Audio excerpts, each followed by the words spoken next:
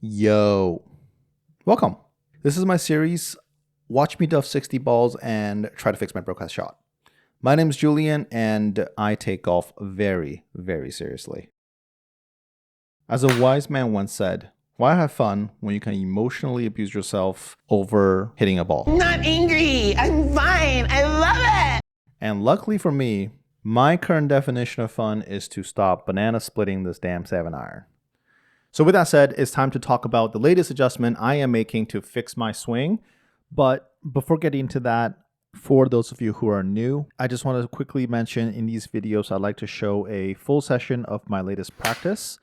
And I like to track the good and bad shots while I share my process and learnings since the previous video. So with that said, let's get into it.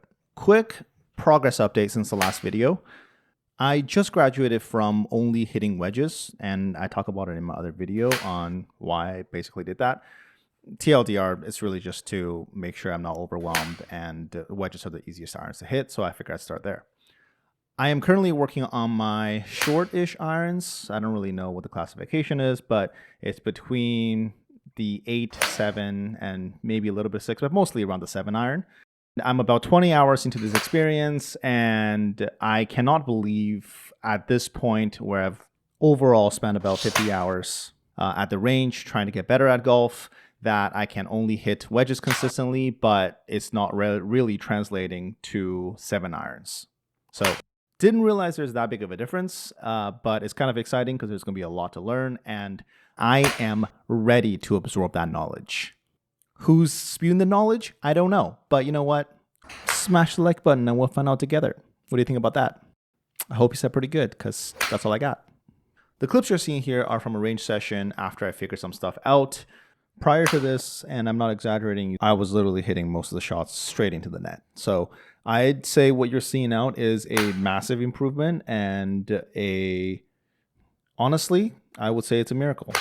I think people are not using that word enough, and I'm here to say anything. You can do anything. All right, getting back on track here. Two things that I've adjusted to get to where I am now. Number one, and they are actually pretty heavily related. So number one is the proper ball position, and number two is the actual arm position for irons at setup. How this came about was basically I didn't know what the right ball position should be, especially now that I'm into a new territory with new clubs. I figure I might as well look it up and realize what I was doing with wedges was completely, well, not wrong, but not ideal. And I was making a lot of compensation with my arm position to account for that so I can hit those straighter. And after some very, very thorough research, I've found the winning formula. Basically, I think I had the ball too far back and I was compensating by having my arm further back as well. Whereas my research suggests that I should be placing the ball much further up. Well, not much further, but far enough that it was a tangible difference. So I followed that, and it seems like every club is a little bit different. You gotta shift the club up as you go. With that change, I could have just kept my grip the same, which was pretty much in the middle of my stance. But then that also begged the question, as the club and the ball was moving further up the stance, what should I be doing with my arms? So after another deeply intense research session, I found out that I really should have been leaning my hands a little bit forward too.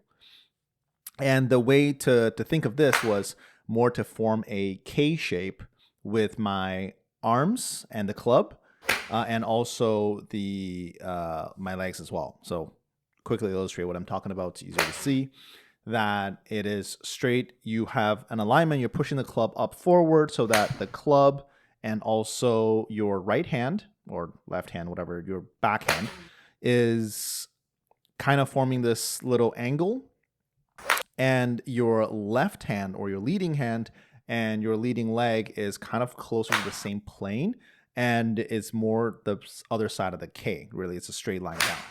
So that was an adjustment that I was like, oh, that kind of makes a lot of sense. Along with the ball change, those are the two things that kind of are really closely related and gave me something to think about and work on. I don't tend to like to work on too many things at once, so I try to limit my swing thoughts to just 2 changes and give that a go, see if that makes any improvements, and then go from there.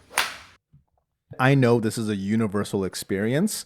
Comment in the section if I'm lying or if it's never happened to you. But you make an adjustment, the first 4 swings are like immediately game changing, super impactful, straight down the middle, you're stoked. And then immediately after that, you revert to where you were before, and it is devastating. That's kind of what happened here at first, but I stuck with it. And overall, I'd say watching this, it's a much smaller colossal mess than I had before. I was actually feeling kind of defeated, but I was really stoked about recording this because then I actually noticed a difference from the previous session to this. And boy, is it a big difference. So as a bonus point, and not that you asked for it, record your practice sessions. It is great for tracking progress and give yourself that confident boost to see you made progress, and also to evaluate your form. It was probably one of the most important things I did as part of this learning experience. Anyhow, this is my latest progress. If I had to say so myself, I think I certainly have the promise to be an average golfer. And I genuinely can't believe it took me 50 hours and I'm still learning more about the proper setup. So golf is hard. Golf is hard. Don't beat yourself up over it. Beat your friends up instead. Anything! You can do anything! And that is the last and final message I have for this video. Thanks so much for tuning in. I'll catch you on the next one. Peace.